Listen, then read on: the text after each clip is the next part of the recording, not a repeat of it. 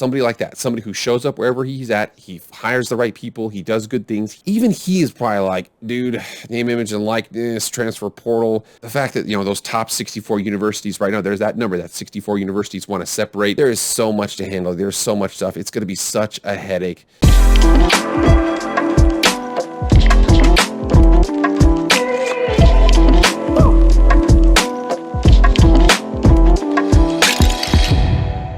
What is up, everybody? It is Jake with Master Football, back at it again. Happy Wednesday. Thank you so much for being here. Never been here before. This is Jake with Master Football, pro football, college football, video game football, anything related to American football we discuss in the show right now. Please subscribe, like, share, comment, subscribe, do all that stuff. We'd really appreciate it. Without further ado, let's get into the video. All right, guys. So there is a big story that just happened yesterday. I'm looking at this late tonight. I'm going to be posting this tomorrow. But huge story related to the NCAA that could have massive implications for thousands of universities, hundreds and thousands of teams, and hundreds of thousands of students.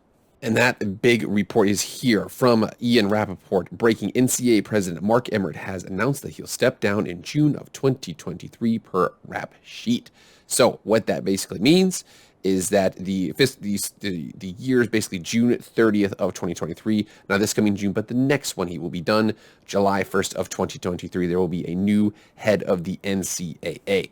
So this relates to football. This relates to all sports, obviously, but this relates heavily into certain situations here because the NCAA, college athletics in general, because of the prominence of football, if we're being honest here, it's just because of the prominence of football, there have been many movements that have happened during his tenure and have been setting up to something big. I think everybody kind of knows that there's something giant coming, and this is kind of a step in that direction. And again, there is an opportunity for them to come back from this. The NCAA has an opportunity. Who they hire next is huge for them because it's going to have implications on NIL, it's going to have implications on the transfer portal, it's going to have implications on the NCAA if it even exists in the future.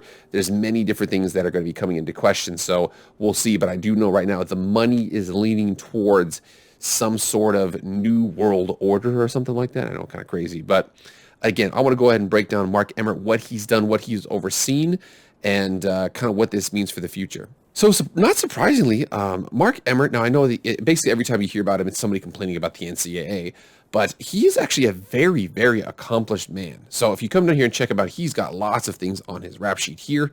So you see here the fact that at 39 years old, he took over as the provost and vice president of academic affairs at Montana State University, Bozeman, Montana. My brother lives there. But again, he did a really good job here. So he said that when he took over, the NCAA ruled that Montana State was guilty of a lack of institutional control in 1993, stemming from behavior that occurred before Emmert was there. So again, he was there, he left, and ultimately he had no real involvement in any of those issues, so he was just kind of learning the ropes. Goes on to UConn, and actually does a pretty good job there too. So it says right here that he was later promoted to Chancellor of Academic Affairs, where he oversaw academic matters at the main campus and stores, as well as regional campuses within the university system. So he did a couple of things here. He oversaw the first 2 years of a 10-year-long $1 billion construction project, UConn 2000, that added many new academic buildings, residence halls, and landscape projects to the stores campus and new buildings and facilities to the regional campuses. UConn 2000 is widely credited with transforming the university. So again, he oversaw that. He's very accomplished in what he does. Again, at UConn, also LSU, this next section is kind of crazy here. Took over in Chancellor for LSU in 1999. He led the creation of the flagship agenda, an effort credited with moving the university significantly forward in its standing as an academic institution, an effort that is still credited with advancing the university in very significant ways. Enrollment from across the country increased as well. This is a huge one here. So on November 30th, 1999, Emmert hired Nick Saban as head football coach. They won the national championship in 2003 and was 48-16 over 5 seasons. And began prior to him getting there, LSU had suffered 8 losing seasons from 1989 to 1999. The graduation rate of LSU football team, among the lowest in the SEC when Emmert arrived, was among the highest by 2004. By all accounts right here, this guy, whenever he shows up places, good things happen. You know, In 2001, too, a university instructor made accusations of academic fraud. Eventually, it says right here, despite isolated incidents, the allegations were largely unfounded. There wasn't really anything that resulted from that. But again, he was very, very honored and did a very, very good job there. Went on to his alma mater, the University of Washington, and did a lot of other things here, too, that were very well. So this is the big one. During his tenure, UW received more than $1 billion in grant and contract research funding for the fiscal year ending in June 30th, 2007. So it's the first time they ever received more than $1 billion in a single year. He shows up, good things happen at a lot of the places that he's at. And then finally, you see here the fact that it said while he was at University of Washington, he was courted by Wisconsin, North Carolina, Cornell, the UC system, Louisiana State system. He turned all down an offer from Vanderbilt. And again, right now, when he was at University of Washington, because of deferred compensation and his total compensation, he was the second highest paid public university president in the country, behind Ohio State's Gordon Gee. And then on April 27th, 2010, he was hired as the president of the National Collegiate Athletic Association in Indianapolis, Indiana. So one of the big things he had to interact with while he was there was the Jerry Sandusky case. This was crazy. And again, a lot of people were calling for the death penalty here. He had to kind of weigh those things and navigate that whole situation. Ultimately, again, some people wanted a more heavy-handed approach than he took. But I think that, he did what he could. That was a really, really touchy subject. We're talking about somebody touching children. It's super, super inappropriate. I personally think one of the biggest things he had to deal with was this Ed O'Bannon lawsuit. So Emmert, as well as a number of high-profile leaders of intercollegiate athletics, including university presidents, conference commissioners, and athletic directors, were called upon to testify in the case of O'Bannon versus NCAA regarding the use of college athletes' name, image, and likeness. The case was ultimately appealed to the Ninth Circuit Court of Appeals, which ruled partially in favor of both parties. And again, that was a big one here. So you see Ed O'Bannon, former basketball player from UCLA, he decided to file a lawsuit. And this was kind of the beginning of the end for several, how do I say this? The beginning of the end of the hegemony, the leadership, the domination the NCAA had over these other institutions and their players. You see right here, it talks about the aftermath. First of all, they dropped NCAA Football 14. They brought NCAA Football 14 back, which we're happy about.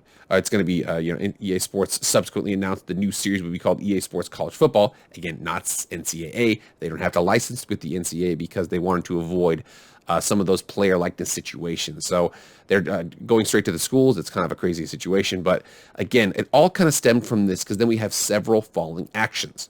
So we remember the transfer portal, and the transfer portal is simple.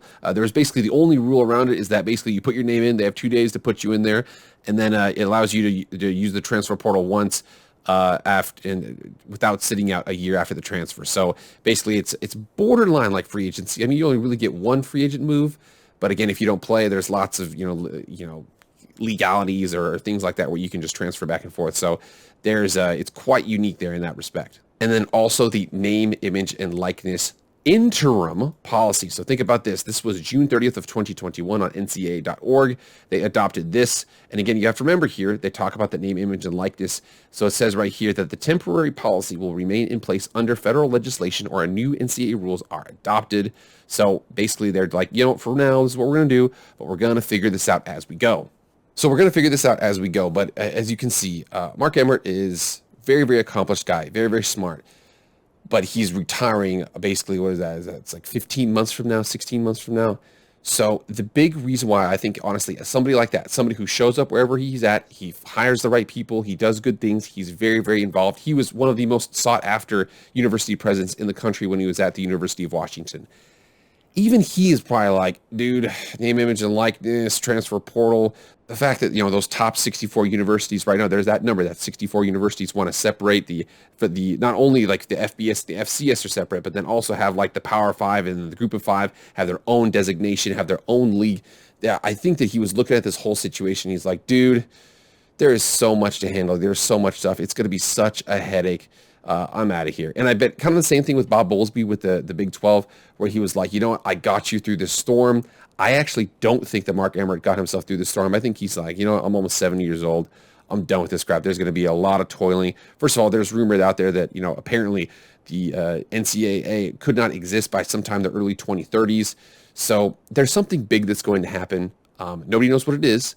But depending upon who the next leadership is, it's going to steer them in the direction of either surviving the NCAA or the demise of it. This next person that they put into that seat is going to have a giant task because there's lots of different parties. There's the people who are, the lead the universities.